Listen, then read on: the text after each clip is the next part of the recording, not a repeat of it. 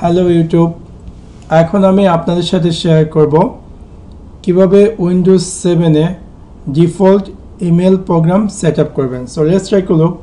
প্রথমে আমরা স্টার্ট মেনুতে যাওয়ার পর ডিফল্ট প্রোগ্রামে ক্লিক করব এবং এখান থেকে আমরা সেট ইউর ডিফল্ট প্রোগ্রামসে ক্লিক করব। আমার সবগুলো প্রোগ্রাম এখানে লোড হচ্ছে, আমরা একটু অপেক্ষা করি।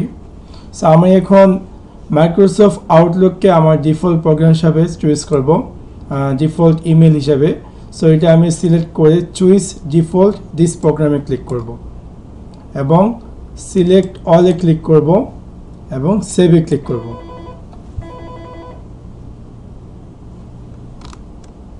সো নাও আমার মাইক্রোসফট আউটলুক আমার ডিফল্ট ইমেল হিসেবে সেট আপ হয়েছে। আমি ওকেতে ক্লিক করি, ক্লোজ দিয়ে দিই।